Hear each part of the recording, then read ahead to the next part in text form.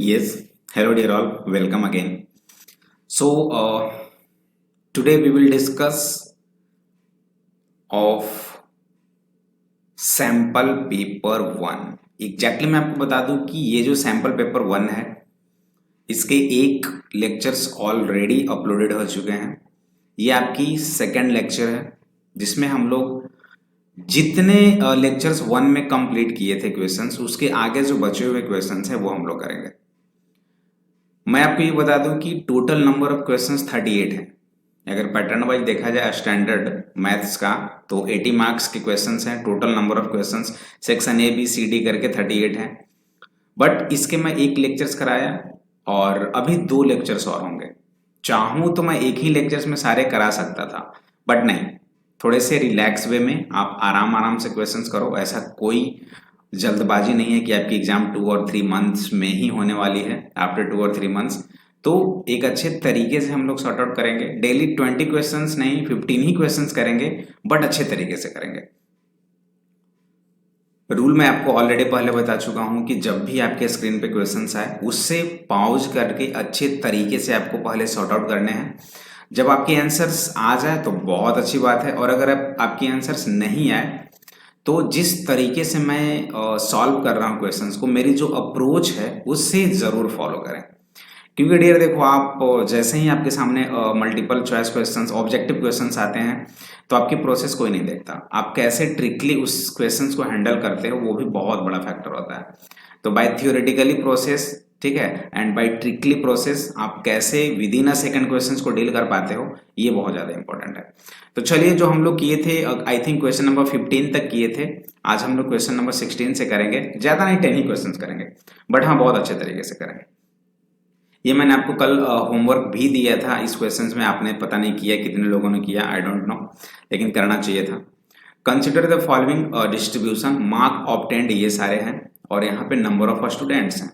मोर than zero, more than और equal to 0 63, more than और equal to 10 58, more than equal to 20 55, more than और equal to 30 51, more than और equal to 40 48, more than और equal to 50 42 number of students है। पूछ रहा है the frequency of the class 30 to 40।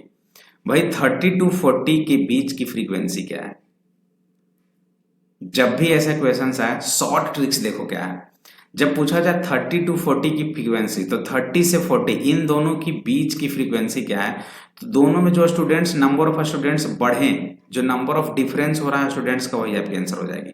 तो अगर यहाँ पे देखें तो 51 है और ये कितना है, 48 है। डिफरेंस अगर देखें तो डिफरेंस कितना है, 51 minus 48 equals to 3। Your answer. Short tricks इसे ही कहते हैं। अगर आपसे पूछता the number of frequency of the class 40 to 50, ये आपसे पूछ दिया होता तो आप क्या कहते? इसके आंसर क्या होती? सर 40 to 50 का जर्नी है, तो ये 48 है और ये 42 है। 48 माइनस 42 6। आपकी आंसर क्या हो जाती? 6। अब प्रोसेस ये चल कैसे रहा देगा। देखो 0 से 10 के बीच, ये इक्वल टू 0 है और ये लेस देन 10 है, तो 0 to 10 के बीच की जो फ्रीक्वेंसी होगी वो क्या कहलाएगी? 63 है और 58 है, तो 63 माइनस 58 कितना हो जाएगा? 5। अब 10 to 20 की जो फ्रीक्वेंसी होगी वो क्या कहलाएगी? 10 से 20 तक की जो फ्रीक्वेंसी वो हो जाएगी 58 माइनस 55, वही चीज है, ये हो जाएगा 3। अब 20 से 30 तक की जो फ्रीक्वेंसी हो जाएगी वो हो जाएगी 55 माइनस 51 इक्वल्स टू 4। अब 30 to 40 तक की जो फ्रीक्वेंसी हो जाएगी वो आपकी हो जाएगी 51 माइनस 48 इक्वल्स टू 3। अब आपकी 40 to 50 तक की जो फ्रीक्वेंसी हो जाएगी वो हो जाएगी 48 माइनस 42 इक्वल्स टू 6। तो ये सारे प्रोसेस हैं। आप ऐसे देखोगे तो एक ही बार में सारे अगर पजल टाइप क्वेश्चंस होते तो फटाफट कर लेते, या फिर ऐसे भी हम लोग देख सकते हैं यार, सिंपल है, कुछ तो नहीं थे यार। क्लियर? चलिए next 17 number, easiest question of the day. Which of the following numbers is a prime number? कौन से इसमें प्राइम नंबर है? अब इसे मैं नहीं बताने वाला, ये खुद से कर ले भाई। इसका फैक्टर आपको दिख रहा है कि सर ये 7 से ब्रेक हो रहा है, 7 2 जा और 7 एक 21 7 जा। 21 का भी फैक्टर देखे तो 3 और 7 है, मतलब ये तो प्राइम नंबर होंगे नहीं, कंपोजिट नंबर हो गए।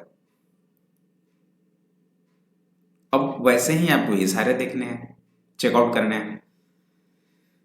ठीक है, इसमें अगर देखें तो इसका आंसर हो जाएगा ये वाला, ये जो है ना ये प्राइम नंबर है, ये वन एंड इट सेल्फ, बाकी सारे कहीं ना कहीं किसी न किसी नंबर से वो डिवाइड होंगे होंगे। इसकी भी एक शानदार रूल है, ट्रिक्स है। ठीक है, आप बोलो अगर आपकी रिक्वायरमेंट हो कि सर इसकी कौन सी ट्रिक्स है तो कमेंट करना, देन मैं आपको बताऊंगा। ठीक है, चलिए देखता हूं कितने बच्चे कमेंट करते हैं। Next 18, the sum of the digit of the two digit number is 9. 9 times this number is twice the number obtained by reversing the digit, then the number is। देखो बच्चे के सामने जैसे ही क्वेश्चन आया, अगर मानकर चलो आप बोर्ड में बैठे हुए हो, सीबीएसई बोर्ड की एग्जाम दे रहे हो, आपके सामने ही आ गया और ऑप्शन है, फटाफट करने लगे। सर यूनिट प्लेस के नंबर को x मान लेते हैं, let suppose unit place number भी x and tens place number भी y, so my number equals to हो जाएगा 10 into Y plus X, that will be equals to sir 10y plus X हो गया। चलो sir after reversing the digits, यानी कि tense पे x हो जाएंगे और यूनिट्स पे y, तो रिवर्जिंग द डिजिट्स जो नंबर होंगे रिवर्स नंबर, वो बोल दोगे सर ये हो जाएगा आपका 10x प्लस वाई।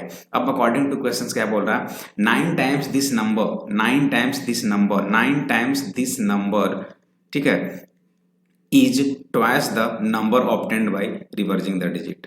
आप ऐसे करोगे और इसके बाद आप सॉल्व करोगे, ये आपकी इक्वेशंस 1 बन गई। और सेकंड बोलोगे सर 2 डिजिट का नंबर है तो x plus Y equals to 9, ये आप सेकंड इक्वेशंस लाओगे और आफ्टर दैट दोनों को सॉल्व करोगे और x और y की वैल्यू निकालोगे। और जब x और y की वैल्यू निकलेगी तो आप नंबर में 10 इंटू वाई प्लस एक्स करके पुट करके आप आंसर लाओगे। ये तो करोगे ही करोगे और आपके पास कोई ऑप्शन ही नहीं है इसके अलावा, है कि नहीं। अगर इसे आप करोगे तो जब इतना मैं बता ही दिया तो देखो ये कितना हो जाएगा, 90y plus 9x equals to 20x plus 2y।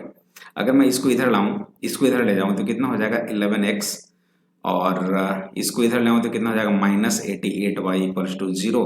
बोलोगे sir x minus 8y equals to 0। एक इक्वेशन ये आ गया और सेकंड इक्वेशन, फर्स्ट इक्वेशन और सेकंड ये आ गया। दोनों को अगर सब्ट्रैक्ट करोगे तो कितना आ जाएगा यार, दोनों को सब्ट्रैक्ट करने के बाद x x कैंसिल हो जाएगा, 9y equals to 9y equals to 1 हो जाएगा। और जब y इक्वल्स टू 1 आ जाएगा तो x की वैल्यू कितनी आ जाएगी, 8 आ जाएगी, x इक्वल्स टू 8। तो बोलोगे सर जो नंबर होगा ना वो 10y प्लस एक्स है, तो 10 इंटू 1 प्लस एक्स यानी कि 8। सर आपकी जो नंबर आ गई वो 18 है। और बोलोगे सर ये आंसर। ये भाई लॉन्ग प्रोसेस है, जो आपने किया, जो आपके पास कॉन्सेप्ट्स थी वो तो सही है, मैं ऐसा नहीं बोलता कि ये गलत है, बिल्कुल सही है, लेकिन टाइम कंज्यूम होगा ना, बहुत ज्यादा टाइम लगेगा, 2 3 4 मिनट लग जाएंगे। अब आओ बीकेजी ट्रिक्स पे, विजेंद्र कुमार गुड्डू, ठीक है। बीकेजी ट्रिक्स ये क्या कहता है भाई, इससे कैसे भी दिन सेकंड करें। देखो बोल रहा था sum of 2 digits of a number is 9। 2 digit का एक नंबर है जिसका सम 9 है, दोनों को ऐड करो, 7 और 2 9, 8 और 1 9, 7 और 2 9, 8 और 1 9। ये तो सारे के सारे हो गए सर, काम नहीं बनेगा, आगे बढ़ो। 9 times this number is twice the number obtained by reversing the digit. एक एक करके देखते हैं। इसका 9 टाइम्स, इसका अगर 9 टाइम्स करें तो इसका 9 टाइम्स कितना हो जाएगा, 72 इंटू 9 कितना हो जाएगा 648। अगर इस नंबर को रिवर्स कर दूं,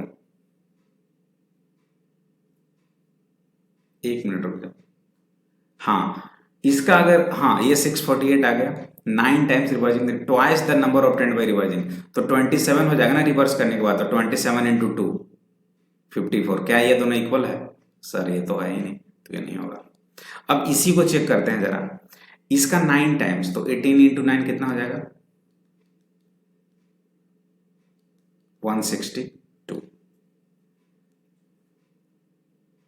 ठीक है। अब बोलोगे सर अब 162 कहां से आया, तो हाँ ठीक है ना, ये 18 आया, इसको रिवर्स करने पे कितना आ जाएगा 81, तो 81 और यहाँ पे देखो ट्वाइस है, तो 81 इंटू 2 कितना आ गया 162 ही आ गया ना, दोनों बराबर, ये भी 162 ये भी 162। तो डायरेक्ट बोल सकते थे सर सी करेक्ट है, काहे को इतना टेंशन लेना, और कोई भी नहीं आया, करके देख लो। जो भी नंबर्स है उसका 9 टाइम्स, जितना भी आया उसे एक साइड रखो। अब इस नंबर्स को रिवर्स कर दो और 2 से मल्टीप्लाई कर दो, अगर उसके बराबर आ गया तो आपके आंसर सही है, अदरवाइज गलत। यही मैंने किया, 18 को 9 से मल्टीप्लाई किया 162, अब 18 को उलट दिया तो 81, 81 को डबल कर दिया तो 162 हो गया ना यार। चलिए यहाँ पे आ जाइए फटाफट। असर्शन दिया हुआ LCM and HCF of 20 and 100 and LCM and HCF of A and 20 यार। अच्छा ए एंड 20 इन दोनों का एलसीएम एंड एचसीएफ 110 है, देन ए इक्वल्स टू, चलो फॉर्मूला लगाओ। एलसीएम इंटू एचसीएफ क्या होता है, LCM into HCF equals to first number into second number, यही होगा ना। तो 10 2 जा 20 और 2 50 जा 100, तो इक्वल, हाँ सही है। LCM into HCF equals to first number into second number, exactly इसका एग्जैक्ट रीजन है ये। तो कौन होगा, both A and R are true and R is the correct explanation of it. हाँ इसमें तो कोई दो मत ही नहीं है, 19 का इज द करेक्ट आंसर। 20, चलिए वन मोर थिंग गाइस, जितने भी स्टूडेंट्स अभी वॉच कर रहे हैं वीडियोज को, एक बार मैं फिर से बता दूं कि वीडियो को जरूर फॉरवर्ड करें अपने फ्रेंड सर्कल में, लाइक जरूर करें, ठीक है। ये आपका रहा, ये तो मेरे एंड से मैं आपको बता ही रहा हूं, लेकिन एक छोटी सी हेल्प आपकी चाहिए कि आप भी इस वीडियो को जरूर फॉरवर्ड करोगे। ओके, असर्शन क्या बोल रहा है, if two triangles are similar and have an equal area, दो ट्रायंगल आपका सिमिलर है, दो ट्रायंगल है, दोनों का दोनों सिमिलर है, दोनों का इक्वल एरिया भी है, एरिया भी इक्वल है, देन दे आर कॉन्ग्रुएंट। हाँ बिल्कुल सही है, ये तो ट्रू स्टेटमेंट है। Corresponding sides of two triangles are equal then triangle, ऐसा कोई बात नहीं है। कॉन्ग्रुएंट होने के लिए कॉरेस्पॉन्डिंग साइड्स भी इक्वल होंगे एंड उसके जो कॉरेस्पॉन्डिंग साइड्स एंड एंगल्स दोनों इक्वल होंगे, एंगल्स को भी इक्वल होना पड़ेगा तब जाकर वो कॉन्ग्रुएंट, मतलब ये भी ट्रू है, इसमें ये नहीं बोल सकते हो फॉल्स है। Corresponding sides of two triangles are equal, हाँ अगर कोई भी दो साइड्स, ये साइड इसका इक्वल, ये साइड इसका इक्वल, ये साइड इसका इक्वल, तो एस एस एस से ये कॉन्ग्रुएंट तो होगा ही, कोई दो मत नहीं है। ट्रिपल एस इससे कॉन्ग्रुएंट होगा, स्टेटमेंट ट्रू है ये भी, लेकिन इसका एग्जैक्ट एक्सप्लेनेशन ये नहीं हुआ। सो बी क्लियर है। चलिए ट्रायंगल की प्रॉपर्टी में ऑलरेडी बता चुका हूँ यार, आप लोग तो पढ़े ही हो, ट्रायंगल तक तो पढ़ाया ही था आपको, है ना। हेलो याद है। चलिए 21, from a group of 3 boys and 2 girls we select 2 children, what is the set representing the event. First बोल रहा है 1 girl is selected and second बोल रहा है एटलीस्ट 1 गर्ल इज सेलेक्टेड। बहुत अच्छी क्वेश्चन है, इसे कैसे डील करोगे आप। टोटल कितने हो गए, अगर मैं टोटल स्टूडेंट की बात करूं, टोटल स्टूडेंट तो कितने हैं 5, जिसमें 3 जो है वो बॉयज है और 2 जो है वो गर्ल है, यही है ना। मान लो जो बॉयज है वो उसका नाम रख देते हैं B1 B2 एंड B3, और जो गर्ल 2 है उसका नाम रख देता हूं G1 एंड G2। तो एक ऐसा सेट बनाओ, फर्स्ट का आंसर देखो कैसे लिखोगे। एक ऐसा सेट्स को हमेशा क्या करते हैं, कर्ली ब्रैकेट्स में लिखते हैं। अब बोलोगे सर ये सेट क्या है, तो मैं फॉर काइंड इन्फॉर्मेशन गाइज आपके साथ साथ एक वीडियो में डेली अपलोड करता हूं जो कि सेट से रिलेटेड है, जो कि क्लास 11th का सबसे फर्स्ट चैप्टर है और काफी इंपॉर्टेंट है, तो वो बिल्कुल देखेंगे आप सारे बच्चे, ठीक है, टाइम मिलने पे। तो सेट्स को हमेशा कर्ली ब्रैकेट से इंडिकेट करते हैं। इसमें देखो बोल रहा है कि एक ही लड़की सेलेक्ट होनी चाहिए, तो देखो हो सकता है B1 के साथ G1 आ जाएगी, तो एक कॉम्बिनेशन बनेगा सर B1 और G1 साथ साथ होंगे। हो सकता है B2 के साथ G1 बैठ जाए, ये भी तो हो सकता है एक कॉम्बिनेशन। हाँ सर B2 के साथ G1 भी, क्योंकि गर्ल को एक ही होना चाहिए।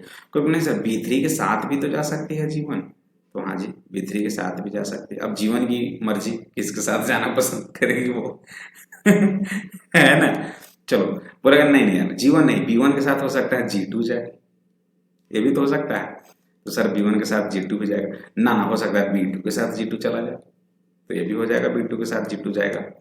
हो सकता है B3 के साथ G2 चला जाए, B3 के साथ G2, तो यही पॉसिबिलिटीज होंगे कि गर्ल एक आना चाहिए। देखो यहाँ भी एक है, यहाँ भी एक है, यहाँ भी एक है, यहाँ भी एक है, यहाँ भी एक है, यहाँ भी एक है, तो यही चांस होगा इसका, यही आपका एग्जैक्ट आंसर होगा।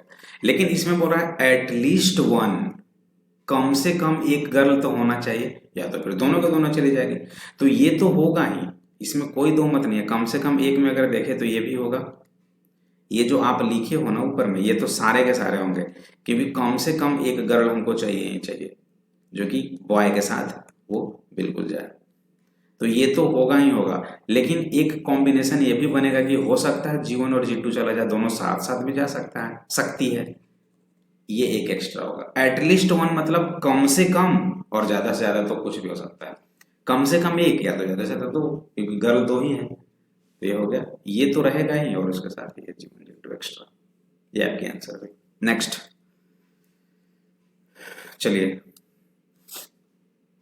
ABCD अगर रेक्टेंगल, ABCD रेक्टेंगल, तो ये वाला साइड इसके इक्वल हो गया, और जो ये वाला साइड है ये इसके इक्वल होगा। AB इक्वल्स टू 12, तो भाई सिंपल सी बात है, opposite sides are equal, that means x plus Y equals to 12 हो जाएगा। और ये तो इट्स टू सिंपल कि x माइनस वाई कितना हो जाएगा 8। इससे इजी क्या हो सकता है, 2x इक्वल्स टू 20, तो x की वैल्यू 10 आ गई, और जब x 10 आ गया तो y कितना हो जाएगा 2 हो जाएगा। x और y की वैल्यू पूछ रही थी, 10 एंड 2। ये तो बहुत इजी था, इट्स वेरी वेरी इजी। चलिए next, the graph of the polynomial f(x) equals to ax square plus bx plus c equal is as on given below figure this। ये फिगर है, इसमें से पूछ रहा है कि a का साइन और b स्क्वायर माइनस 4ac का साइन क्या हो। देखो एक चीज याद रखना, जब भी ग्राफ 3 पॉसिबिलिटी होते हैं, एक या तो इस एक्सिस को टच नहीं करेगा, सेकेंड ऑप्शंस होते हैं या तो इस एक्सिस को जस्ट ये टच करेगा, और थर्ड होंगे आपके पास, हो सकता है इसे क्रॉस करते हुए ऐसे जाए। एक कंडीशन बनेगा, हो सकता है इधर से ऐसे ग्राफ होगा इसे टच ना करे। एक कंडीशन बनेगा, हो सकता है इसे टच करे, इसे यहाँ से ऐसे ऐसे ऐसे ऐसे टच करते हुए जाए। और थर्ड बनेगा ऐसे, हो सकता है कट करते हुए जाए। इसकी बहुत अच्छी ट्रिक्स बता रहा हूँ, याद रखना। जब ऊपर की ओर हो अपवर्ड तो पॉजिटिव वैल्यू होता है, ये हमेशा पॉजिटिव, यहाँ भी होगा पॉजिटिव, यहाँ भी होगा पॉजिटिव, और यहाँ भी पॉजिटिव होगा ऑलवेज। यहाँ पे डाउनवर्ड है ना, डाउन मीन्स नीचे, यानी निगेटिव में जाना, तो यहाँ पे ऑलवेज a लेस देन 0 होगा, इसमें भी a लेस देन 0 होगा, और इसमें भी a लेस देन 0 होगा। अब यहाँ पे देखो d क्या है, d इसे टच किया क्या, d इसे टच किया क्या, नहीं ना, यहाँ पे तो टच किया ही नहीं, तो जब टच नहीं किया तो ये निगेटिव है। जब यहाँ पे टच कर दिया यानी कि d 0 हो रहा है, और जब इसे कट करते हुए पार करें तो d पॉजिटिव है। यहां पे अगर देखें तो क्या हो जाएगा, d लेस देन 0, ये क्या हो जाएगा d इक्वल्स टू 0, और कट करते हुए जा रहा है तो d ग्रेटर देन 0। बस यही कॉम्बिनेशन है, चूज कर लो। फिगर कौन सा है, ये दिख रहा है फिगर, ये वाला, यही तो फिगर है ना। तो a तो पॉजिटिव होगा ही यहाँ पे, और d भी आपका पॉजिटिव होगा, बोथ आर पॉजिटिव्स। ये कॉन्सेप्ट, ये छवि को अपने माइंड में रखना, आज के बाद से कभी भी कैसा भी क्वेश्चन पूछ सकता है। क्लियर है एवरीबॉडी, क्लियर है। डी तो आप जानते हो, डी डी ही तो है ना, D equals to B square minus 4ac discriminant. चलिए 24, two vertices of a triangle, दो वर्टिसेज ट्रायंगल का, मान लो कि एक ट्रायंगल है, मान लेते हैं this is your A B and C. फटाफट करते जाना आप लोग, टू वीडियो को पॉज करके बनाना आप लोग। टू वर्टिसेज ऑफ ट्रायंगल है, कोऑर्डिनेट्स -8 7 एंड 9 4। मान लेते हैं ये -8 7 है, और दूसरा ये 9 एंड 4 है। If the centroid of the triangle is at the origin, centroid यहाँ पे है, सेंट्रॉइड क्या होता है, और वो भी ओरिजिन पे है। तो भाई ओरिजिन जब है तो ओरिजिन का कोऑर्डिनेट क्या होता है, 0 0 होता है, और यही सेंट्रॉइड है यानी कि जी है। तो मान लेते हैं कि ये x एंड y है, आपको निकालना क्या है, थर्ड वर्टेक्स एक्स वाई। बहुत ईजी है यार। सेंट्रॉइड जी क्या होता है, इसका अगर x कोऑर्डिनेट लिखें तो x1 plus x2 plus x3 upon 3 होता है, और y कोऑर्डिनेट अगर हम लोग लिखें तो ये होता है y1 plus y2 plus y3 upon 3। तो सिंपल सी बात है, x1 कितना है, ये x1 हुआ, देखो ना, ये x1 y1 रखो, ये x2 y2 रखो, और ये x3 y3 रखो। तो x1 -8 है, प्लस x2 कितना है 9, और प्लस x3 कितना है x अपॉन 3, और यहाँ पे देखें तो y1 कितना हो जाएगा 7, y2 कितना हो जाएगा 4 और y3 कितना है y/3। भाई सेंट्रॉयड की x कोऑर्डिनेट है और ये सेंट्रॉयड की y कोऑर्डिनेट है, बट अकॉर्डिंग टू क्वेश्चंस दे रखा है कि जो सेंट्रॉयड की कोऑर्डिनेट्स है वो दोनों 0 0 है, तो x कोऑर्डिनेट 0 है मतलब ये 0 हो जाएगा, और जैसे ही ये 0 हो जाएगा तो कितना हो जाएगा x इक्वल्स टू 9 - 8 1 यानी कि 1। जैसे ही इसे 0 करोगे तो यहां से क्या हो जाएगा y इक्वल्स टू 11। तो जो कोऑर्डिनेट्स आ गए वो कितना हो गया 1 and 11। आई थिंक सही है गलत है, गलत। भाई यहाँ पे x + 1 = 0 है ना, तो x - 1 होगा ना, और यहाँ पे y + 11 0 है ना, तो y - 11, यानी इसके जो कोऑर्डिनेट्स होंगे वो -1 and -11 होंगे। ये एक्स वाई जो होगा वो इतना होगा, ये आपकी आंसर होगा। जो सी कोऑर्डिनेट होगा वो -1 -11 होगा। Everybody clear? Centroid x1 + x2 + x3/3 y1 + y2 + y3/3। Centroid का x कोऑर्डिनेट 0 दे रखा है, सेंट्रॉयड का y कोऑर्डिनेट 0 दे रखा है।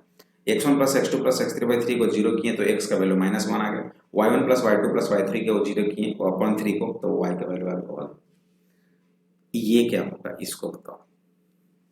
a एंड b आर -2 2, मानकर चलते हैं ये a है और ये b है। ये है -2 एंड -2, गौर से समझना, एंड 2 - 4। ठीक है, चलो respectively find the coordinates of p such that AP = 3/7 AB। ये क्या बोल रहा है, AP = 3/7 AB, AP = 3/7 AB ये बोल रहा है, यानी कि 7 AP = 3 AB। AP यहां पे रखो, P lies on the line segment. हाँ, क्या करें इसके लिए, इसमें क्या कर सकते हो बताओ। AP = PB हमें मालूम ही नहीं है। अगर P की कोऑर्डिनेट निकाली है ना, हाँ P की कोऑर्डिनेट, सपोज P की कोऑर्डिनेट जो है वो XY है, तो XY निकलेगा कैसे। अगर हमें ये रेशियो मिल जाए ना किस किस में डिवाइड कर रहा है, तो आप बिल्कुल इजीली कर सकते हो। तो किस रेशियो में डिवाइड करेगा बता सकते हो आप,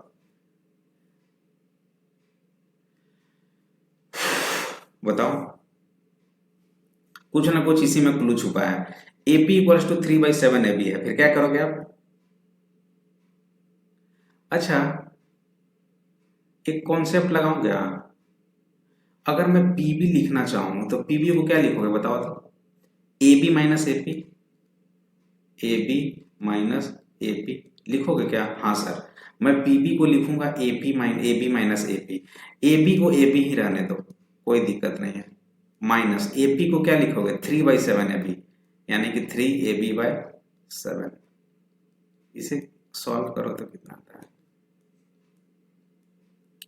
7AB - 3AB, यानी कि 4AB/7, और एक इसका हो जाएगा PB का इक्वल। मतलब आप बोलोगे सर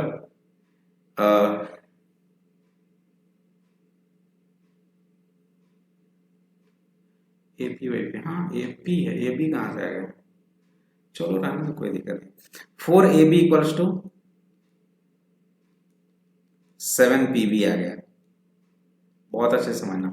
4AB = 7PB आ गया, 4AB = 7PB। तो यहां से फिर क्या होगा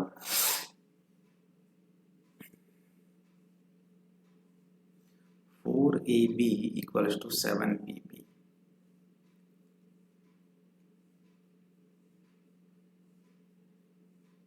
PB = हो जाएगा AB - AP, ठीक है। AB - 3/7 AP, यहाँ से हो गया 4/7 AP। और एक चीज और है ना, तो यहाँ से आप कैलकुलेट कर सकते हो AP = PB कितना हो जाएगा। अरे यार ये तो 3:4 हो जाएगा ना। टोटल कितना है 7 है ना, 7 है ना, तो 3 और 4 में देखो, यहाँ से 4, यहाँ पे अगर देखें तो PB कितना एरिया ले रहा है 4 एरिया ले रहा है। AB कितना है 4 और 3 7, और PB कितना है 4, यानी कि AP/PB लिखे तो कितना, ऐसे देखो ना यार, उतना क्यों कर रहे हो सर। AB/PB लिखो कितना हो जाएगा 7/4, होगा कि नहीं। पीबी वाले जोन को हम लोग 4 लिख दिए और ये 7 करने के लिए इसे 3 लिख देंगे, हो गया। अब इसकी एक्स कोऑर्डिनेट निकाल दो, क्या होता है mx2, तो m इंटू x2 ये वाला हो गया, ये वाला mx2 प्लस n यानी कि 4 इंटू x1 कितना है -2 अपॉन m प्लस n यानी कि 7, ये कितना हो जाएगा 6 और -8 तो -2 अपॉन 7। अगर y कोऑर्डिनेट निकाले तो my2 तो m इंटू y2 यानी कि 3 इंटू -4 -12 प्लस ny1 यानी कि 4 इंटू -2 -8 अपॉन 7, ये कितना हो जाएगा -20 अपॉन 7, ये आपका वैल्यू आ जाएगा। क्या ये सही है? -2/7 एंड -20/7, यस। फाइनली जो आपका कोऑर्डिनेट्स आ जाएगा एक्स वाई, ये आएगा। ये बहुत इंपॉर्टेंट क्वेश्चन है कोऑर्डिनेट ज्योमेट्री का, अगर पढ़े वो अच्छे से तो ये कॉन्सेप्ट क्लियर होगा। देखो ए और बी पॉइंट था, इस पे पी कहीं पे पॉइंट था, हमें कुछ नहीं मालूम, इन दोनों का कोऑर्डिनेट्स मालूम है, इसका कोऑर्डिनेट नहीं मालूम है। अगर इनकी रेशियो निकल जाएगी तो सेक्शन फॉर्मूला का यूज करके निकाल सकते हैं।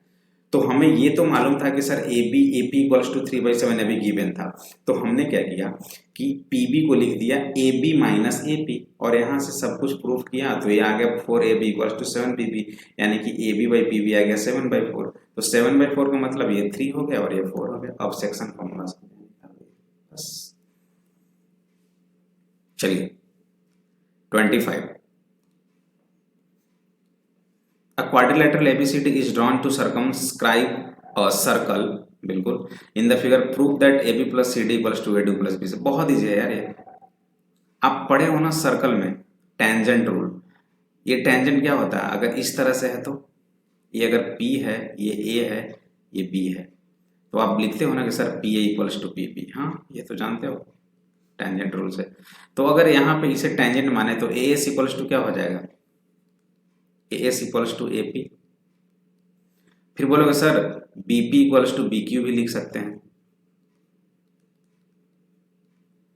फिर बोलोगे sir CQ equals to CR भी लिख सकते हैं। फिर बोलोगे sir DR equals to DS भी लिख सकते हैं, है ना, ये भी बोलोगे। ये 4 हो गए, फर्स्ट, सेकंड, थर्ड, फोर्थ, हो गया कि नहीं? अब देखो इन दोनों को आपस में ऐड करो तो AP इक्वल्स टू AS लिख सकते हैं ना इसे, और BP इक्वल्स टू BQ भी लिख सकते हैं। अगर मैं दोनों को ऐड कर दूं तो AP प्लस BP क्या बन जाएगा AB, तो AB इक्वल्स टू क्या हो जाएगा AS plus SQ, AS plus AS और प्लस BQ। ऐसे नहीं, इसमें क्या करना है, इन चारों को आपस में इधर ऐड करो और इन चारों को आपस में ऐड करो, डायरेक्ट ये मिल जाएगा आपको, कुछ करना ही नहीं है इसमें। आप कर सकते हो, बिल्कुल इसे कर सकते हो आप, ये करना ही नहीं था, ये करना ही नहीं था। ABCD सर्कमफ्रेंस है तो यहाँ पे सिंपल और टेंजेंट रूल से ये सारे कर दिए, और इसके बाद डायरेक्टली सबको ऐड करना है और ये लेफ्ट साइड हो जाएगा और ये राइट साइड हो जाएगा, और कुछ नहीं था। चलिए ये 25 का ये और वाले क्वेश्चन है जो और में पूछे गए थे, आइदर वो क्वेश्चन कर सकते थे या तो फिर ये कर सकते थे। ये तो और भी इजी है, इसमें तो कुछ खास है नहीं, जैसे इसमें मैं फिगर से ही आपको समझा दूंगा क्लियरली। देखो ये C हो गया, ये B हो गया, ये A हो गया, यहाँ पे ये सर्कल सेंटर, तो भाई ये भी ये यहाँ पे टच करा, ये रेडियस है, ये भी रेडियस है, और ये वाली साइड और ये वाली साइड टेंजेंट रूल से इक्वल हो जाएंगे, मतलब सारे के सारे आर आर आर हो गए, ये रेक्टेंगल बन गया, स्क्वायर बन गया, नॉट अ रेक्टेंगल, स्क्वायर बन गया। अब ये जब 48 है जिसमें ये आर है तो ये क्या हो जाएगा 48 माइनस आर, ये टोटल ए बी कितना है 14 दिया हुआ है, ये आर है तो ये कितना हो जाएगा 14 माइनस आर, होगा कि नहीं होगा, होगा कि नहीं होगा कि नहीं होगा।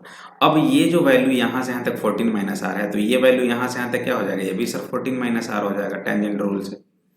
ये 48 माइनस आर यहाँ से यहाँ तक है तो ये भी टेंजेंट रूल से कितना हो जाएगा 48 माइनस आर। अब ये AC जो हो जाएगा AC कितना हो जाएगा बताओ आप, 48 minus R plus 14 minus R कितना हो जाएगा? ऐसे कर सकते हैं कि नहीं कर सकते हैं? लेकिन AC फिर कहाँ जाएगा? सर AC का वैल्यू कुछ तो होना चाहिए ना, हाँ आ जाएगा। ये पूरा AB कितना था? 48 और BC की AB कितना था? 14, तो AC कितना हो जाएगा? Under root 48 square plus 14 square. 48 के स्क्वायर कितने हो जाएगी? 48 इंटू 48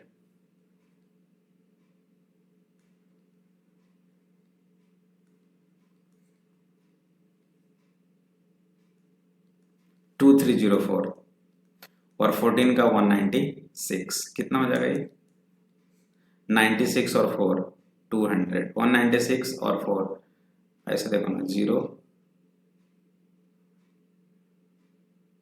2500, यानी कि AC कितना आ गया? 50 आ गया। 50 आ गया। जब AC 50 आ गया, आप देख सकते हो यहाँ से AC जब आपके पास 50 आ गया तो AC तो 50 हो गया और 50 इक्वल्स टू क्या हो जाएगा? 48 और 14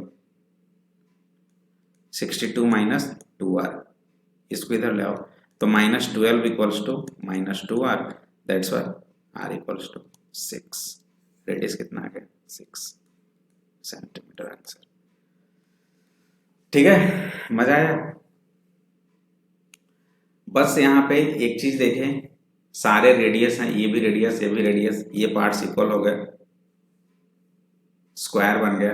टोटल जब 48 है तो ये 48 माइनस आर हो गया, यहाँ से यहाँ तक 48 माइनस आर, और टेंजेंट रूल से ये भी डिस्टेंस 48 माइनस आर हो गया। ये आर तो ये 14 माइनस आर, तो यहाँ से यहाँ तक ये भी 14 माइनस आर, और ये AC हो गया, दोनों को ऐड कर दिए और बाय यूजिंग पाइथागोरस थ्योरम हम लोग यहाँ पे AC की वैल्यू निकाल के इक्वेट कर दिए, आंसर आ गया। तो आज के लिए गाइस इतना ही, 25 तक हमने कंप्लीट किया। नेक्स्ट क्लास में हम लोग 26 से करेंगे और 26 से 38 तक कंप्लीट करेंगे। ठीक है, तो अगले वीडियो का वेट करें, तब तक के लिए बहुत अच्छे से पढ़ाई करें। एंड वन मोर थिंग, जितना भी पॉसिबल हो एक बार फ्रेंड सर्कल में जरूर वीडियो को शेयर करें। ठीक है, तब तक के लिए जाते जाते मैं एक छोटा सा आपको HW दे रहा हूँ, होमवर्क। सेक्शन C हम लोग स्टार्ट करेंगे, ये सेक्शन B था ना, यस सेक्शन B खत्म हो गया, सेक्शन C हम लोग नेक्स्ट क्लास में स्टार्ट करेंगे। तो ये आपके लिए होमवर्क रहा एंड आई होप कि आप सारे बच्चे इसे अच्छे से करोगे सॉल्व और मुझे कमेंट बॉक्स में जरूर कमेंट करोगे। ठीक है, तब तक के लिए बाय बाय।